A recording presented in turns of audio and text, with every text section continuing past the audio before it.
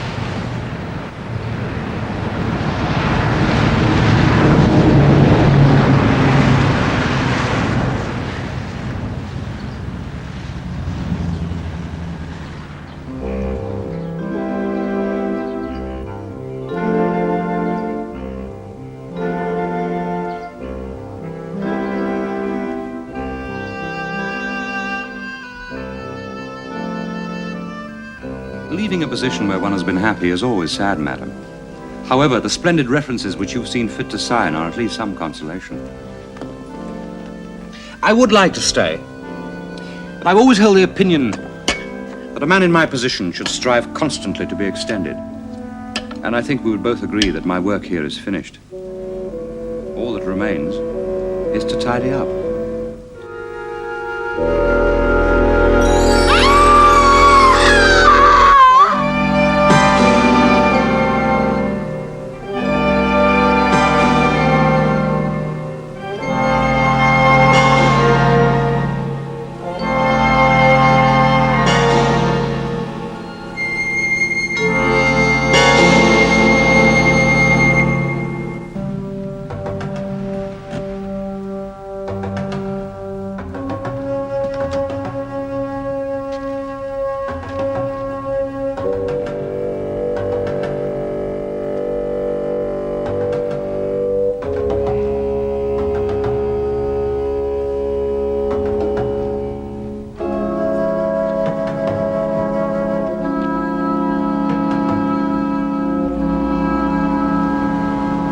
You're a widow in a foreign land, Laura. You need the protection of the American Embassy. You forget I was born here.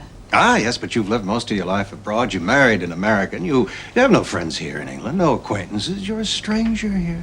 Since when did strangers in England need diplomatic shelter? Charming though my guardian would be. Oh, not all strangers. Just a beautiful, newly bereaved millionairess. I know George would have wanted me to look after you. After all, he always admitted he was lucky to have seen you 6 months before I did. Hugo, dear. There is no one I'd rather be looked after by, if you'll forgive the undiplomatic grammar. But it's really too soon. I came here to get away. Away from Washington, away from people who knew me, from memories. Anything that might remind me. Well, you're going to be lonely. Oh, Hugo. Please don't think I'm not delighted to see you. I am. And I know that later I'll be glad you're here, but just now I want to be among strangers, anonymous. I want to become empty for a while. Does that make sense? Very well. But you do well to remember what they call me in the service. The bulldog who you never let go. It's rather comforting in a way. Excuse me, madam. There's a person in the hall, a Mr. Masters. Says he has an appointment with you. An interview for butler? Yeah, show him in, Betty. Yeah, well, I'll be on my way. By the way, if this fella doesn't work out, I'd be a pretty mean hand at butling myself. Mr. Masters, madam. Goodbye, Laura. Think about it. I will.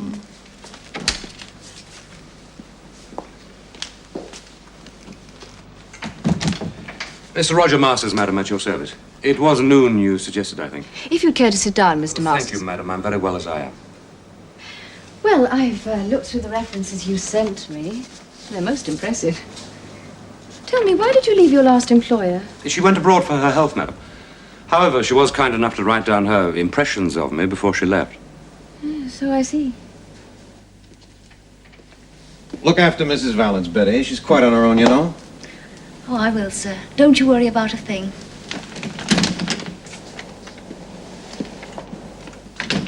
Your last post was in the country, I see. Will you like it in town? I'm sure I will, madam. I'm quite accustomed to London. Well, I don't intend to maintain a large establishment. If you came, there'd be yourself and the maid, Betty. She also does the cooking and cleaning. The advertisement mentioned just yourself in the household, madam. That is so. Would it be your intention, madam, to have frequent house guests? That would be very far from my intention. A staff of 2 would be perfectly adequate, madam. I want quiet, Masters. Peace and quiet. Should we agree, I'll expect you to remember that. I think I can promise to provide that, madam. Is the salary satisfactory? Perfectly, thank you. Very well, the engagement is yours. You may bring your things this evening and start tomorrow if you wish. I do wish it, thank you. I assure you, you won't live to regret it.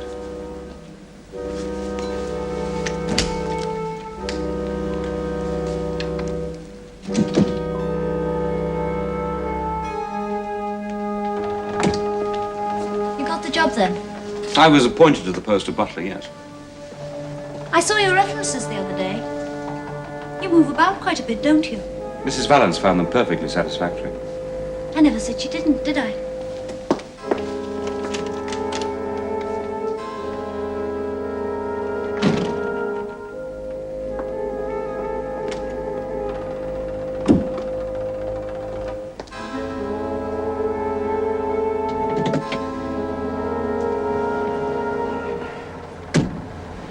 It went like a dream. We're in. No problems? There's a maid who'll need watching.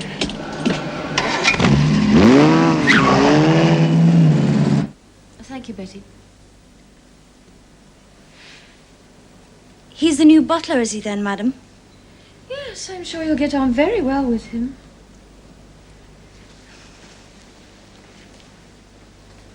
He, drives a bit of a flash car for a butler, madam. Well, we all have our little weaknesses, even butlers. Yes, madam. A cigar? No thanks, Dad. I ran into Laura Valance today. Laura Valance? Yes. Remember Mrs. Valance? Laura Valance. Yes, I mentioned her the other day. Oh, yeah. Washington, wasn't she? Married to that guy in the State Department. That's right, you got it. Just bumped into her, did you? Yes. Yes, her husband died, you know, and she's over here on a kind of a sabbatical to get over it. And that's how you bumped into her? Yes, yes. She's taking a house near the park. Sensible lady. And where did this collision take place? What? Yes, I see what you... well, no, she's, we met over at her house. It's rather too big for her, I would have thought. Still, well, you know, she wants seclusion. Pretty shaken up, I suppose. Yes, yes. Well, I remember what it was like when your mother died. Takes a bit of getting used to. I should think the best thing for her would be to get married again. Well, she was very happy with what's-his-name, wasn't she? Well, that's the point. It's the people that were happy the first time round who have the best chance of making a go of it again. So when's the wedding? What? When are you going to marry Laura Valance? Well, that's what you were getting round to in about 2 hours' time, isn't it? Why, you I mentioned her the other day. Do you realize exactly how many times you've mentioned her recently? Oh, dear. The house is too big for her, if you ask me. Too big and too quiet. No friends, no relatives. What she wants to do is marry that nice Mr. Hugo and have a life again. This is Madam's study, where she does all the accounts and correspondence and such like. She should have a man to do all that for her. Oh, she has now, Betty. Me. I mean a husband, not a butler. What's in here? Madam's personal papers. Bank things, checkbooks, documents, things like that. They're none of your concern. You've evidently not been in service very long. The whole house and all its problems are the concern of the butler. Is that what it was like at Chevening Manor? What do you know of Chevening Manor? Don't know nothing about it. Just saw it on your references, that's all. Prying into other people's affairs is one of the little habits you're going to have to get out of now I'm in charge.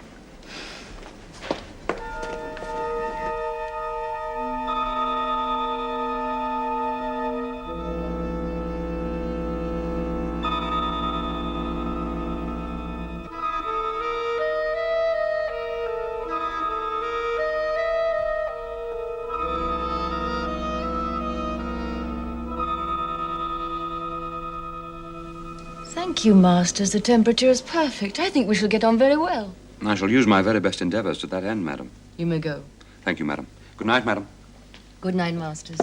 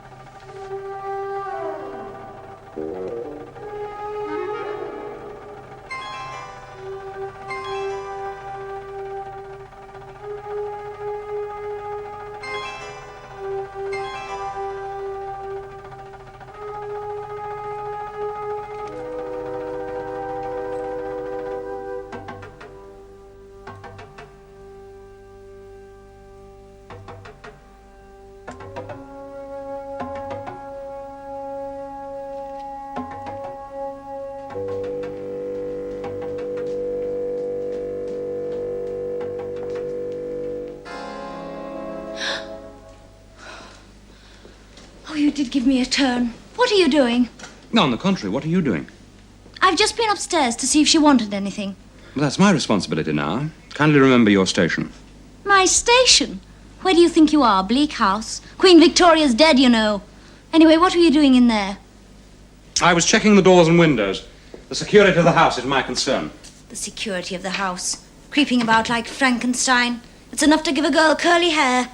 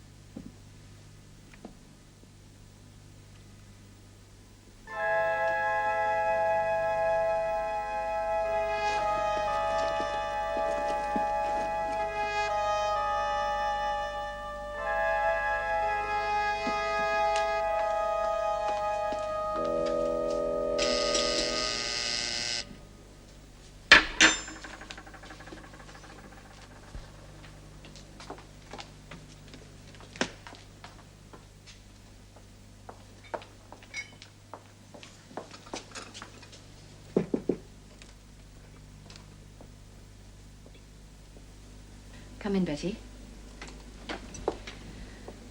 Betty, this is most distressing, and I hope you don't... Forgive me, madam. I know how embarrassing these matters can be. The fact is that a valuable ring is missing from Mrs. Valance's jewel case. What? It was there when Mrs. Valance went to sleep last night. It is not there now. Since there are only the two of us in the house. Masters, Oh, excuse me, madam. That will be the police. The police? I didn't tell you to send for the police. I'm sorry, madam, but I am at a disadvantage in this matter. I am the newcomer, and I therefore felt it essential in my own interests that the matter be investigated in the proper manner. It really If you'll was not forgive me, necessary madam. to... Madam,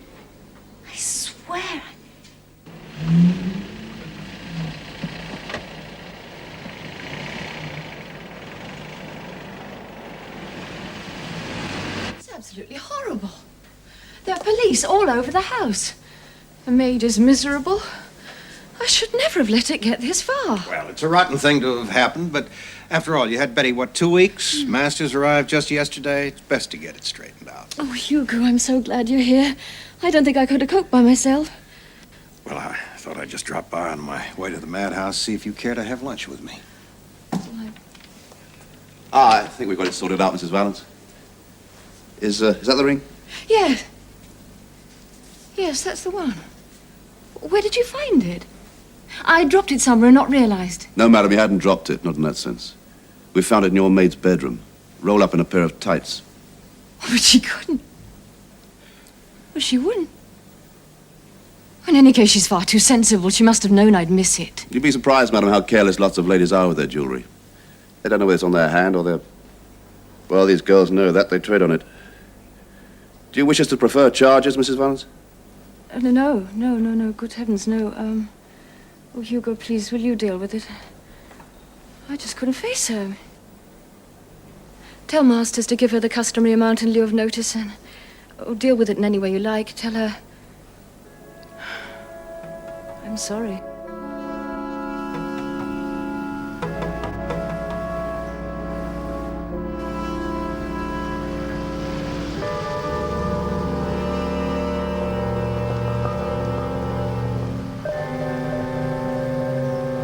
Please don't distress yourself, madam. You did the only thing you could. Seems such a straightforward person. And she probably has a record of such thefts. The girl was lucky not to find herself prosecuted. That makes me a bit nervous about finding a replacement. Might I suggest, madam, that you leave it to me? I'm confident of finding a suitable person. Yes. Yes, of course, Masters. Why don't you do that? I'll leave it in your hands. Very good, madam. Will madam be at home for lunch? No, I shall be lunching out with Mr. Fane. I've also asked him to dine here the day after tomorrow, so if you could arrange something before then. Of course, madam. Will that be all, madam? Yes, thank you, Masters.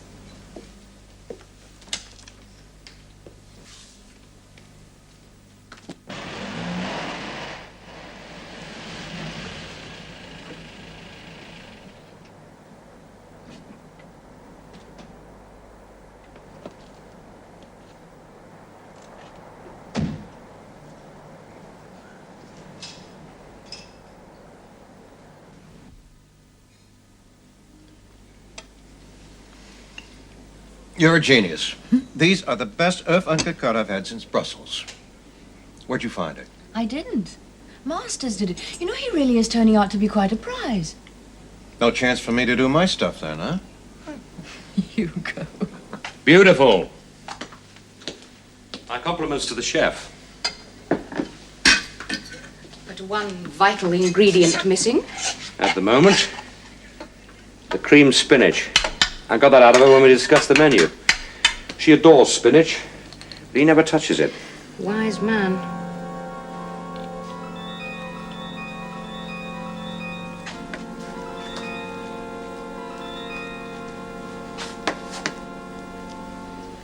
Trolley.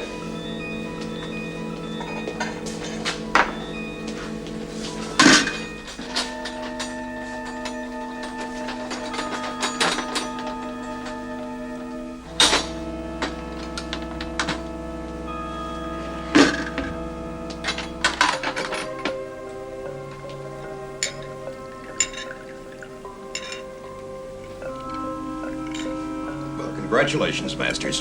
Where did you dig up this goddess of the kitchen? We've worked together before, sir. I remembered her, and she happened to be free. Can't think why. If it weren't you, my dear, I'd steal her away myself tomorrow. A little more spinach, madam. Yes, I believe I will.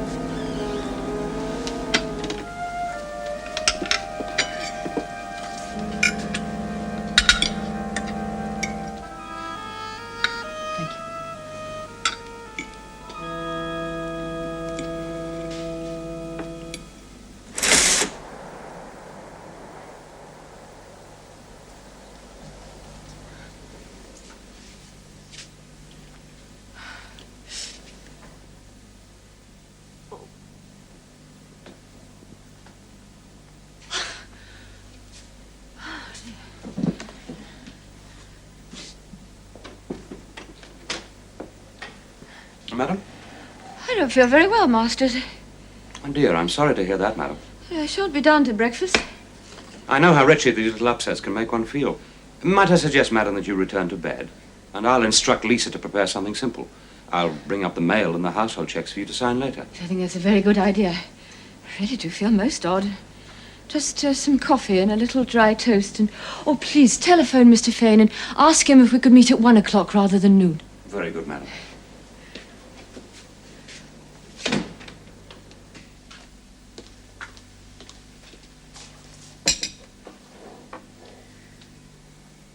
That's enough. We don't want to kill her, do we?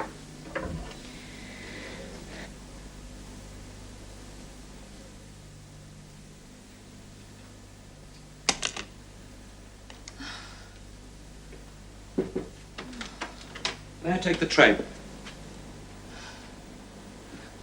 Forgive me, madam, but I really don't think you should be up. I must make an effort. Mr. Fane is expecting me. Did you give him my message? I hope you won't be offended, madam, and I took the liberty of cancelling your appointment with Mr. Fane. I really didn't think you'd be well enough to go, and I informed Mr. Fane accordingly. Yes, I think you're right. It was very thoughtful of you, Masters. It's probably gastric flu. It's very prevalent at the moment. If I might venture, the only way to deal with it is to retire to bed and to remain there for a day. I've always found it works wonders. I believe you're right again, Masters. I'm always recommending it to other people, always reluctant to do it myself. Well, if you'll permit me. Really, I'm perfectly all right.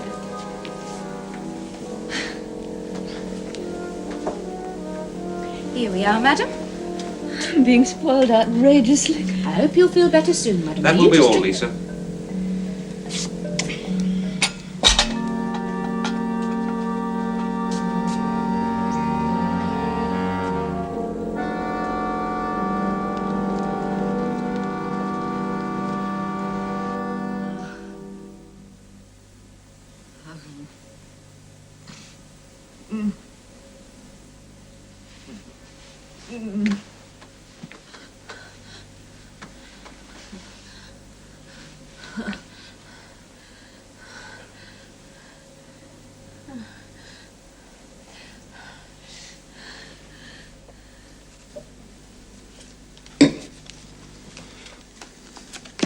Jen. That is the 6th time in a row. I know you're cheating, but I can't spot how. Just about on schedule. Well, go on then. Take it easy. It'd never do to show her I was expecting it, would it? I should be in bed and fast asleep, shouldn't I?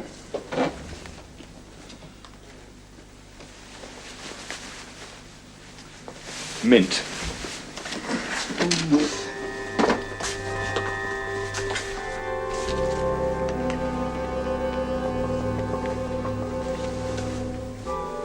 Mr. Roger Masters reporting for duty.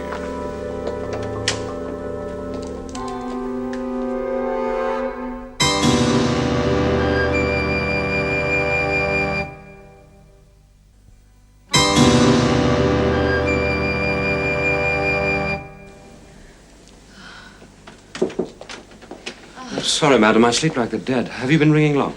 I'm sorry. I didn't wish to disturb you, Masters, but I really believe I'm quite ill. I think I'd better have a doctor. Well, certainly, madam. I know an excellent man. Oh, no.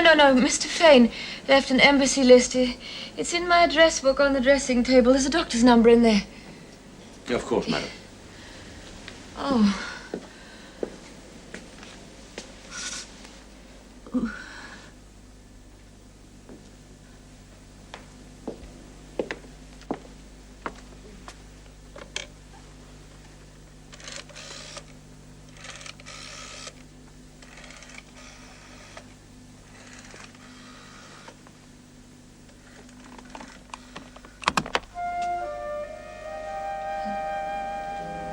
I'm sorry to ring you at this late hour. I'm speaking with Mrs. Laura Valens, a friend of Mr. Hugo Fane. Could I speak to Dr. Eastor, please? I see. Yes, I see. When will he... not till then. Oh, thank you. My apologies again for disturbing you. I'm sorry, madam. Apparently Dr. Eastor is away at a medical convention in Bermuda. He'll not be back for 2 weeks. Oh, no. However, as I say, I do know an excellent man, used by a number of my previous employers. He's a most conscientious doctor. I'm sure you'll be in good hands. May I fetch him? Oh, yes, please do. Certainly, madam. His number's downstairs. I'll telephone him immediately. Yes, it's a virus infection, Mrs. Valance. I know that sounds alarming, but it's not. It's very minor. The symptoms are distressing, I know, but its bark is worse than its bite, if you understand me. I'm sorry to be in so much trouble. Not at all, not at all. I wish all my patients were sensible. Hit small things early and they don't develop into big things. That's what I always say. How long will I be? What, in bed? Depends on you, largely. If you're a sensible girl, do as you're told. Take your medicine. 4 or 5 days. 5 days? Well, it could be much longer if you don't behave yourself. Now then, I've written out some prescriptions there, which I'm leaving with your chap, and I'm relying on him to see that you play the game. So, when I'm not here, he is, as it were, in loco parentis for me, you understand? And I'm telling him you need lots of rest and lots of quiet, and he's to see that you get him. All right? Yes, Doctor. Now, good. Now, take these, they'll help you to sleep. Now, here we are. All right? All right? Good. Good. Fine. Well, that's it then. There we are. Now then, yes. Oh, yes. And remember, your butler is the boss. I will remember. Right.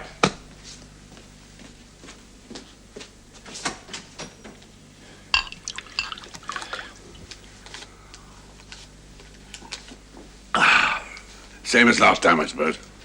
Impossible to detect and gradual in the way that it hits them. It's the only stuff. As for tonight, there'll be more later as usual. Well, there was a time, you know. Yeah. That's before you got struck off. Come off it, Ledworth. You haven't lived so well for years. And try and stay at least 1/4 sober, would you? I may want you again. Now, don't you push me around. You need me. I own you. Don't forget that, Ledworth. I picked you up out of your own filth, dusted you off, and made you useful again. Money, the clothes you stand in, the liquor you pour down your gullet, they're there by the grace of me. I even put a roof over your head. Or perhaps you'd like to go back where I found you, eh, Ledworth? The alcoholic ward? I didn't mean anything. I'll do what you say. Of course you will. Of course you will. Now get back to the house.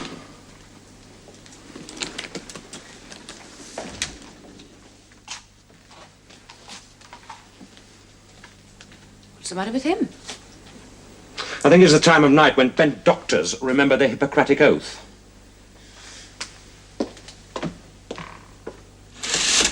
Good morning, madam. I trust you slept well. Oh, yes, thank you. I'm very thirsty. Breakfast will be up in 5 minutes, madam. What are you doing? Dr. Ledworth prescribed complete rest and quiet, madam. No telephone I call. don't think that's He necessary. warned me you might be a difficult patient, madam. I'm afraid I shall have to be quite heartless. What do you mean, no telephone calls? The doctor was quite explicit, sir. He said no telephone calls and no visits. He said it was most important that Mrs. Valance had complete rest. What's the matter with it, did he say? He said it was a virus. Not serious, but it could become so if Mrs. Valance did not observe his routine.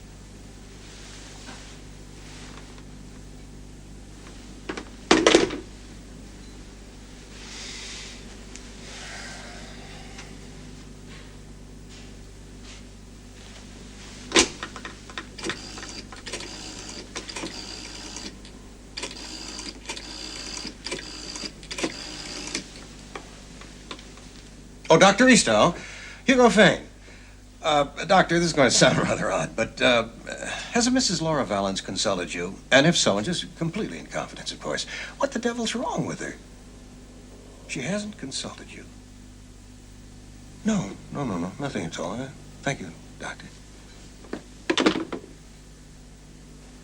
But I'm hungry, Masters. You hardly gave me any breakfast either. I'm sorry, madam. Doctor's orders. You know what they say, feed a cold and starve a fever. Is that what I've got, a fever? I'm afraid I know nothing about the art of medicine, madam. But I do have a great respect for medical men. Dr. Ledworth says it's for your own good. Oh, did Mr. Fane telephone this morning? No, madam. I see, thank you.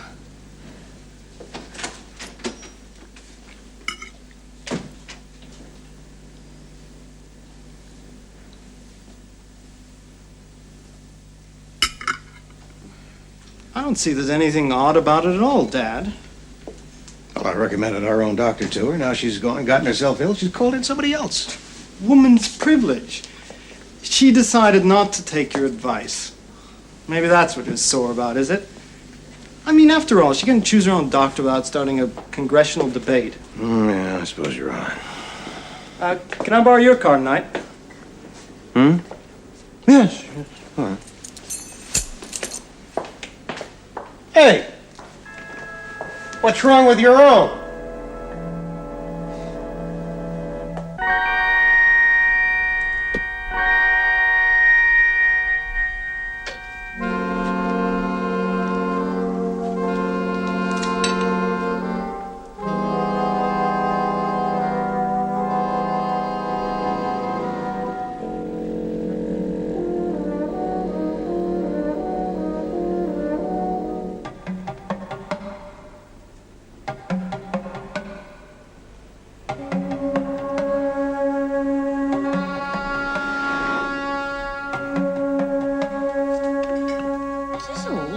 I'm afraid so, madam.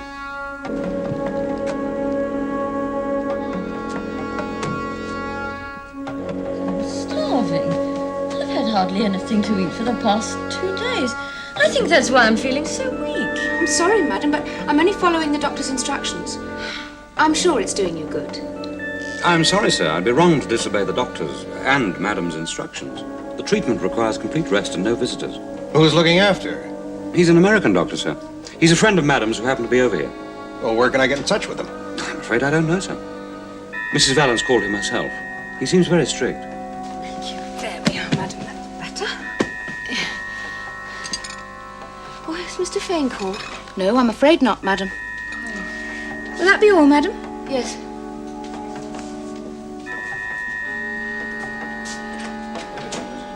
Hugo? It all seems very unnecessarily complicated to me. Hugo! Just tell Mrs. Valence I called. Certainly, sir. Goodbye, sir.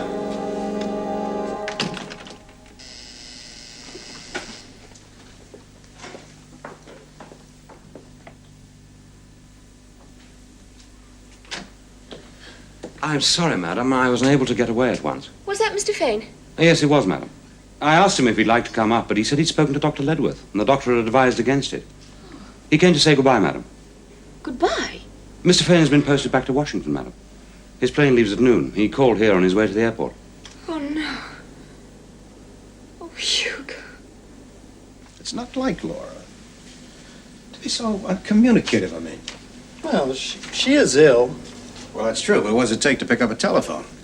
That's what worries me. You know, I'm beginning to think she's not just ill, she's very ill. I wouldn't worry too much if I were you. You say her butler's a pretty competent man. He seems to have a grip on things. Yes, he does indeed. You see my notes anyway? Notes? Yes, for this broadcast of mine tomorrow. Pretty sensitive subject, isn't it? Arab nationalism. Well, somebody's got to speak out. I thought this was supposed to be live and unscripted. It is. 20 years in the embassy have taught me that a few notes never win a miss.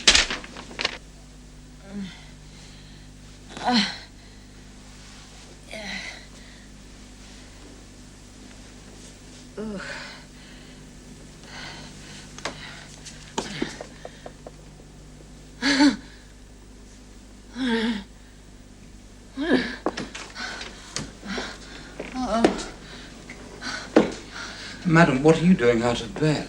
You shouldn't. You really shouldn't. So I have discovered. Here, let me help you back. Thank you. Now. There we are. I don't know what Dr. Ledworth would say, I'm sure. Supposing you got out on the landing and fallen down the stairs. I wouldn't have done that. I dare say not, madam, but where would I have been if you had? I was worried about disturbing you, but now I'm glad I did. It's simply some household checks for you to sign, madam.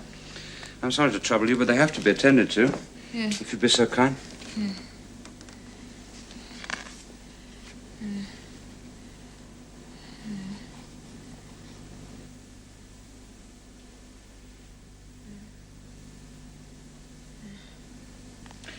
Thank you, madam. I don't mind telling you, you alarmed me just now, madam.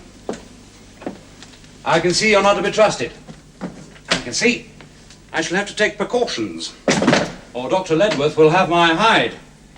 There now, that's better, isn't it? Keep the light out of your eyes. I don't want that. Try and get some sleep now. What time is it? What day is this?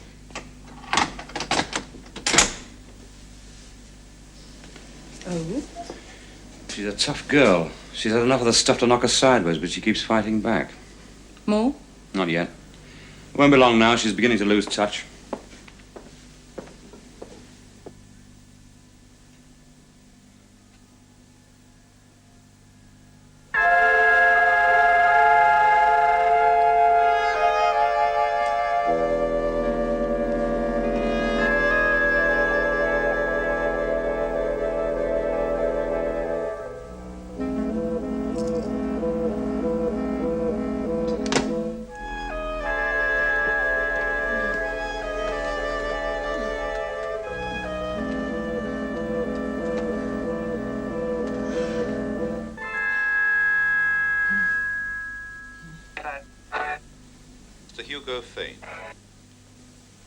Mr. Hugo Fane has joined us in the studio for our live discussion on Arab nationalism.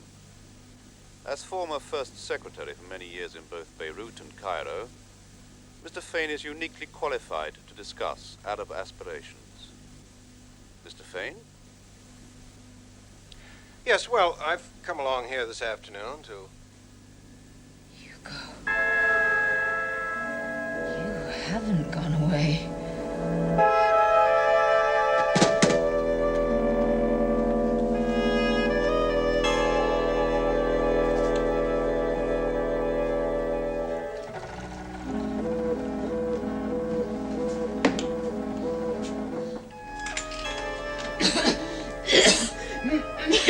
My throat, I'm choking. Some water, please. Quickly.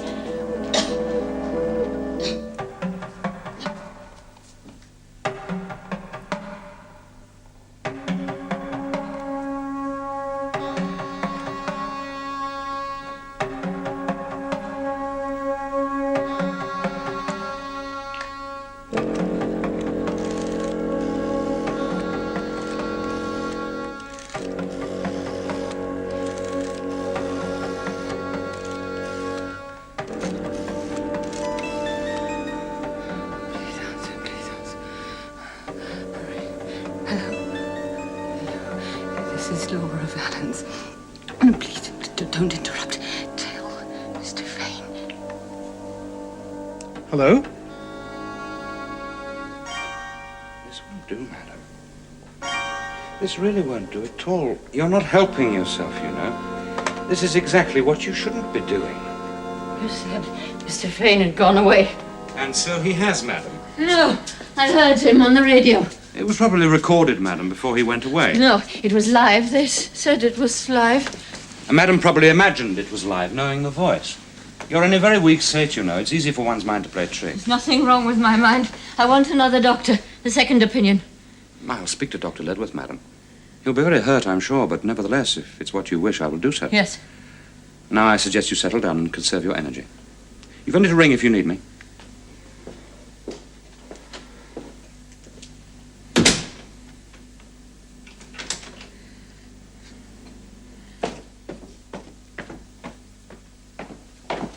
No food at all today. But the milk's got the stuff in it. Starvation's what she needs now. Hunger's a great little spirit breaker. What did she actually say? That's what she said. That's all she said. Tell Mr. Fane. Then she hung up. Does she sound all right? No. Sound a bit odd. Very odd, in fact. And she said nothing more? Not a thing. Look, I thought I'd better just hang on and tell you in person, but now I've really got to go. You won't forget I'm staying in Oxford overnight, will you? No, sorry, I'll remember. Fine. Bye.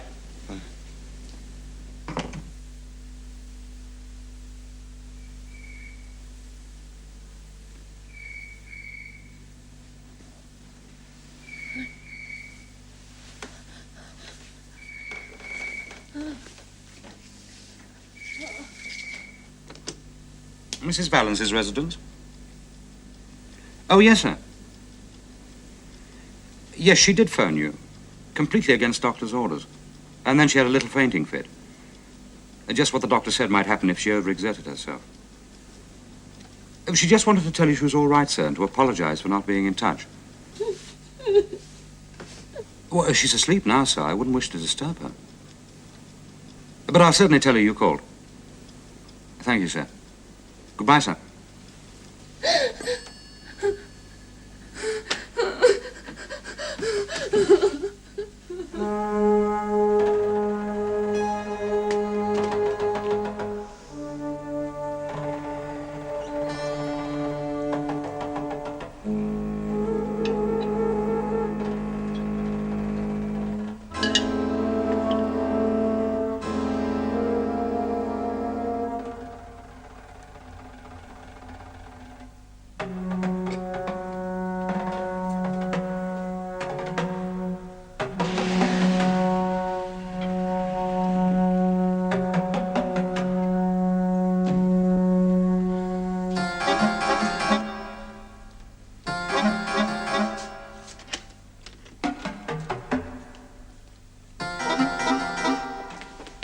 Now, look, I had enough of your interference. Now, get out of my way.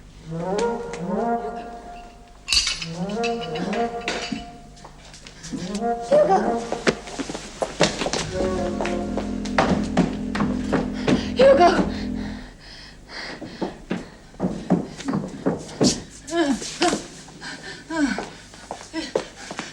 They made me prisoner and took the phone away and was starving me.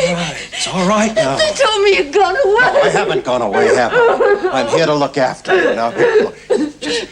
Just sit down a minute. Yes. You need a doctor. Yes. And we both need the police.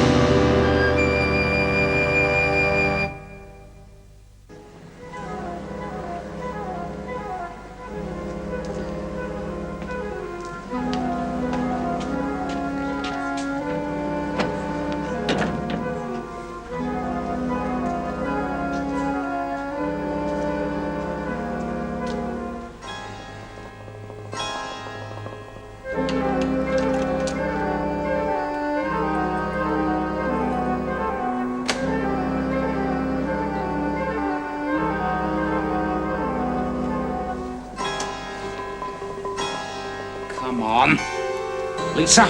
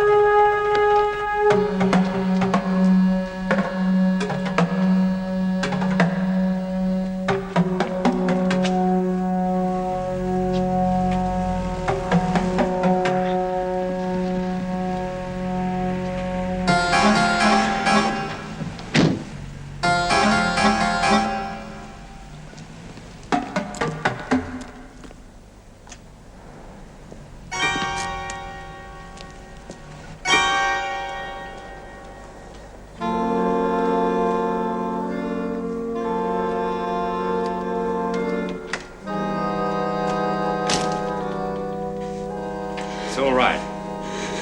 Miscalculation. Another few days and it'll be over.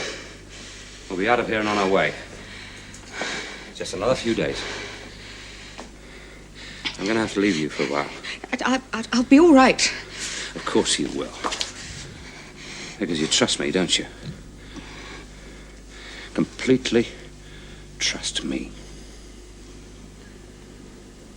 Don't open the door to anyone.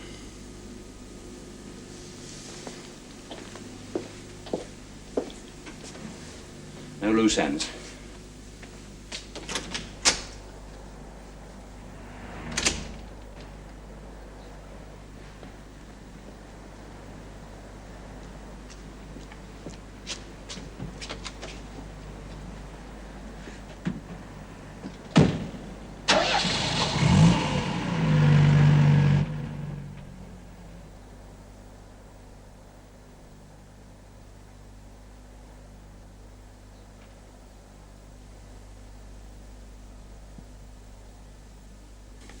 Hello, Jeremy?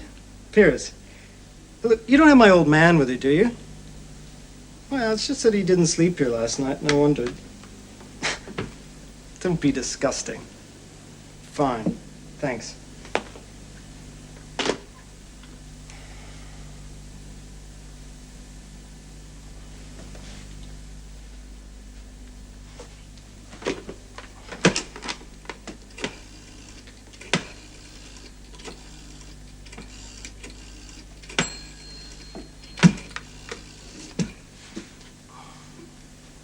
Hello, Peter?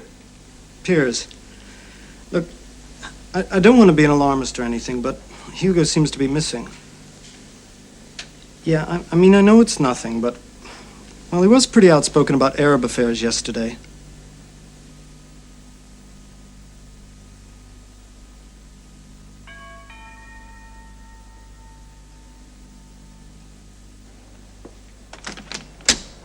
Getting to be a habit, sir, isn't it? Funny the way it happens. I've not had an inquiry on this patch for over a year, and suddenly I'm in and out like the tide. What is it this time? Just a few routine inquiries, sir. Oh, certainly, Sergeant. Please do come in.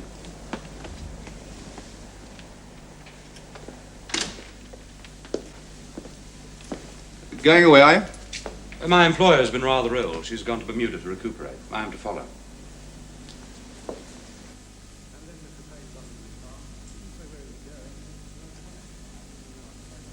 This is a life, eh, Constable? Butler. Nothing but the best. Best houses. Best food. Of course, you are a servant. But then so am I. Servant to the public on tap, day and night. I'm inquiring about a Mr. Fane. Mr. Hugo Fane. He's not in his usual haunts. We heard he might have called here last night. Mr. Fane, yes, he did call here last night. He's a friend of Mrs. Valance. I told him he just missed her. He was very disappointed. Somebody, please help me.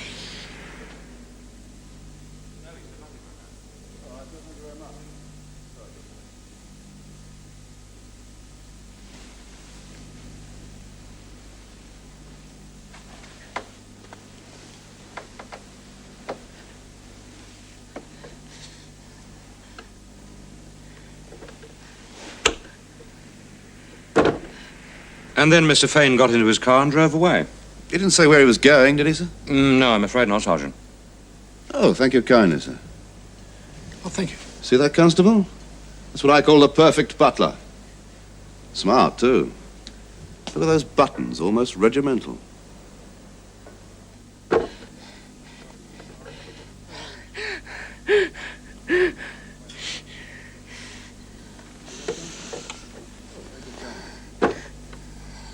He didn't say anything about anyone following him, nothing like that, sir. He did seem a little strained, but no, he said nothing like that. All right, sir, thank you very much. Sorry to have bothered you. Not at all.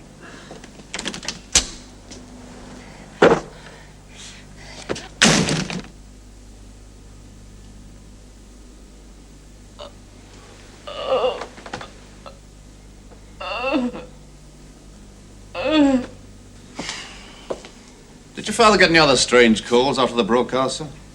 No, Mrs. Valance was the only one. Well, that one seems to be a dead end with her going away and all. Maybe that's what she was calling to say. Well, why should she hang up so suddenly? Who knows, with women, sir. I'm simply asking you to be sensible, madam. A little business before lunch. I'm not signing any will. I wouldn't dream of asking you to, madam. It's not a will, it's a simple power of attorney. With you like this, someone has to look after your affairs. sign this and I will be able to do so. I'd be signing my death warrant. Madam is being fanciful. Perhaps we'd better leave you to think it over. My lunch.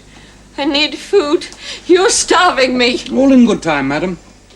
I don't think you're well enough to eat anything at the moment. We'll see how you feel a bit later. Please. Please. Please.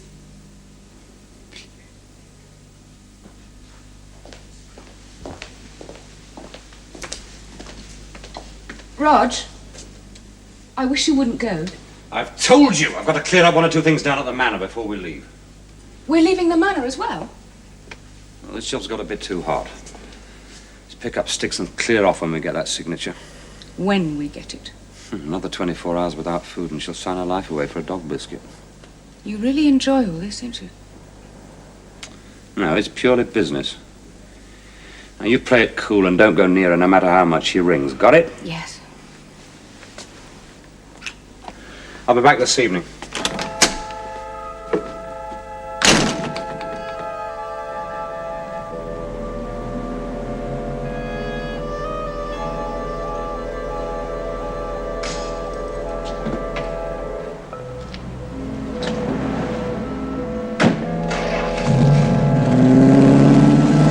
Oh, no. I'm afraid so, sir. In a wood in Somerset.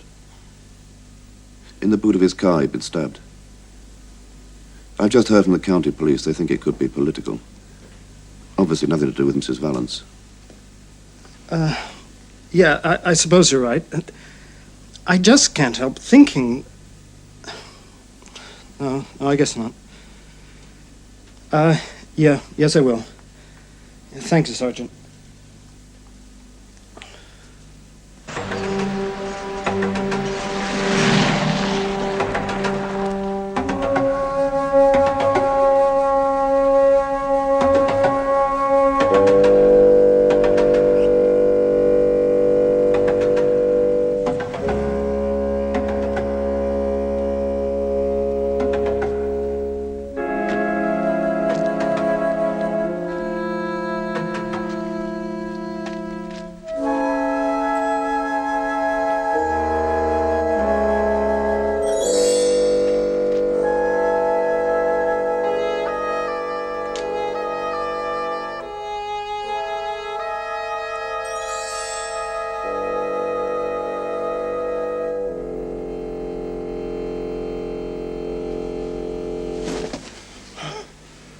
I walked straight in here.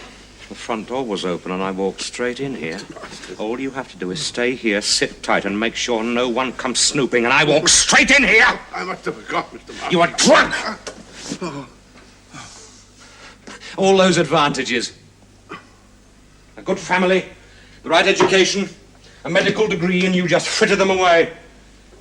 Do you know how I was educated, Ledworth? Here and there, and not very often. My father was an underporter. He blacked people's boots. He lived for 66 years, and all that time, all he ever did was black other people's boots. While my mother helped out in the kitchens. That's my heritage, Ledworth. Not like yours.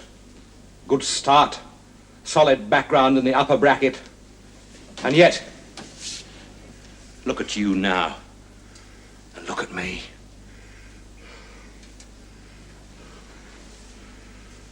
Fetch me a drink, Ledworth. A drink? Scotch, with ice, in a crystal glass, on a silver tray. Well, go on, Ledworth, obey your orders.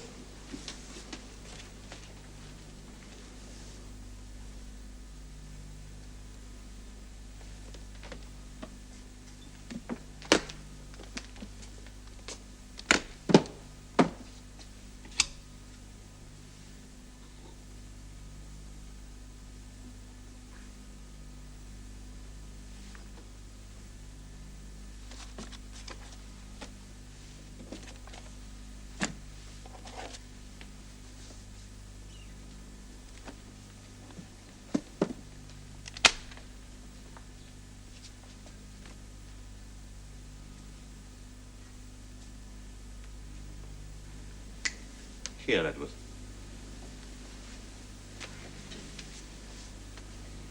No, you're doing it all wrong, Ledworth. You're catching my eye.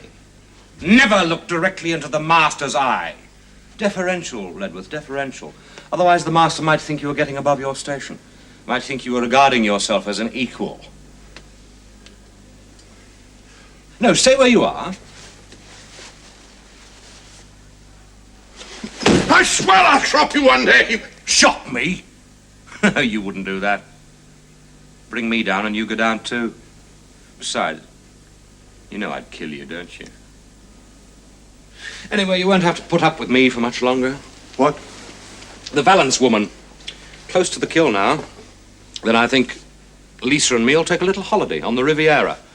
Relax a bit, catch our breath. And then, when we're both nicely rested, well, there's rich pickings on the Riviera, Ledworth. People crying out for an exemplary butler. What about me? What about you? Well, you can't do it alone. You need me. A doctor. I expect there's a French equivalent to you, Ledworth. The gutters of the world are filled with Ledworths. Oh, no, you couldn't leave me behind here. No, you're right, I couldn't. Slip out from under my thumb and you'd go to pieces. Start talking. I shall have to think of a happy solution, won't I? To stop you talking.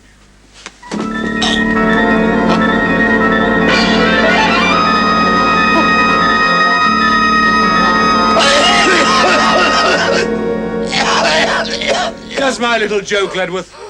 Just to show you how easy it could be. You behave yourself and I'll look after you. And behaving yourself means keep the front door locked. Your nose clean and pacing your drinking. I wouldn't leave you behind, Ledworth. I like looking at you. You're the mirror of my success.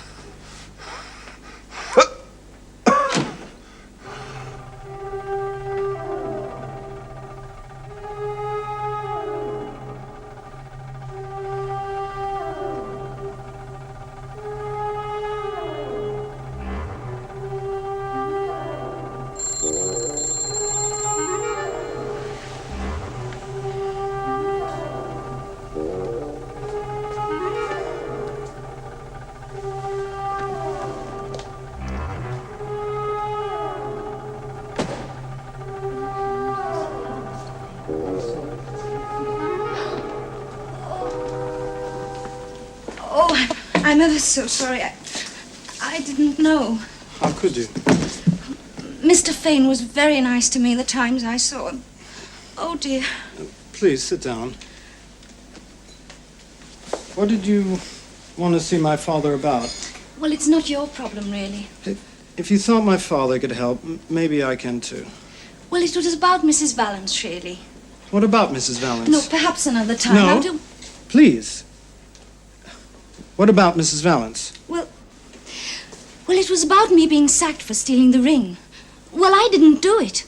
And there was only me and him there, the butler, I mean. So I knew he must have arranged it. You know, tried to get rid of me to get me the sack. Why should he want to do that? Well, that's what I asked myself. So I went down to the village where his last job was at Chevening Manor. I saw it on his references. Yeah, so you went there. Well, I didn't get any joy at the house. Just an old doctor living there. Doctor? That's what the locals told me. At least he used to be a doctor. Struck off, a drunk. But that isn't all they told me. You see, it seems there was a maid living there too when Masters arrived. And one day some silver went missing, and they found it in her room, so she was sacked. What was the name of his employer there? Oh, that's no good. She went abroad. What? She was ill for a long time. Didn't see anyone. Then she went abroad to recuperate. Well, the village people say she must have left him in charge of the manor.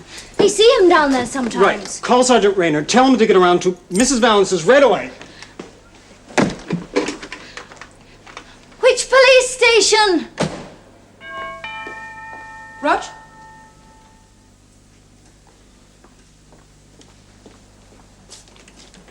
I'm Detective Constable Kane, Rochester Row. Sergeant Rayner about? I'm here. Sergeant Rayner isn't here. If you'd like to come back later when Mr. Masters, the butler's here, I'm sure he... That's funny. The sergeant said he'd meet me. He said he was coming to collect his notebook. Thinks he left it in your kitchen this morning. Is Mrs. Valence about? No, she's gone away. We told your sergeant this morning. Of course, you're right. He told me. Well, if the sergeant isn't going to show up, perhaps I'd better collect his notebook for him. Which way's the kitchen? It's all right. I'll go and look for it. You stay here. Thank you very much, miss.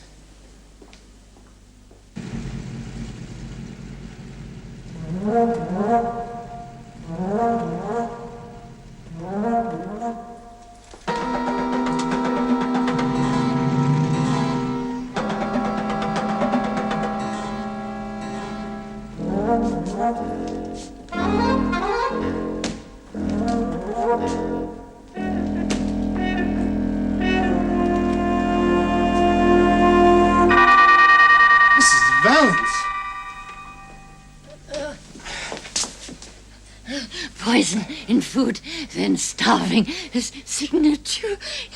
It's over. You're getting out of here. Can you stand? I don't know. No.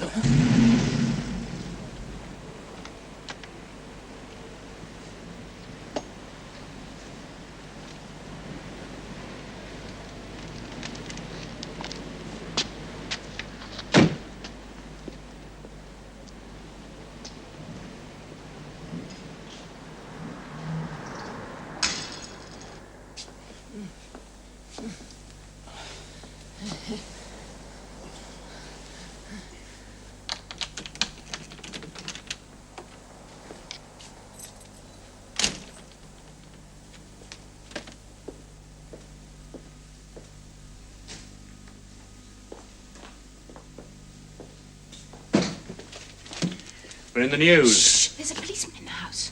What? Where is he? Well, I don't know. I left him there. He said he was looking for Sergeant Rayner. Roger, that's him. That's the man. Here's Fane. How nice.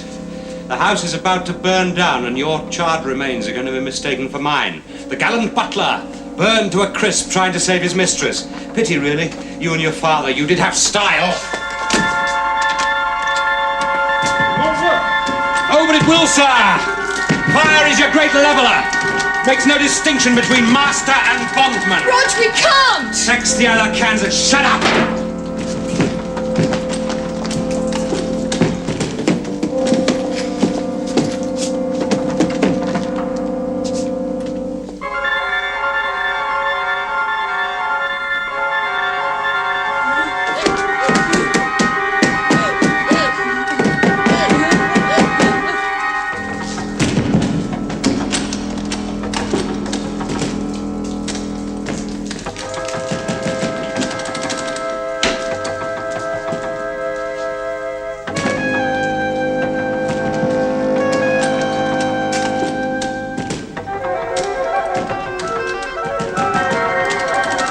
Lisa.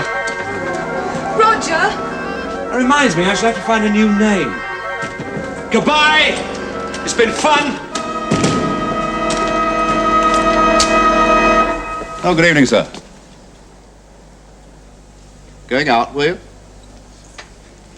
I don't know, I despair of the public sometimes. We keep telling them before you go out, make sure you left no lighted candles burning down into pools of paraffin. Take care of it, Constable. In the bedroom, are they, sir?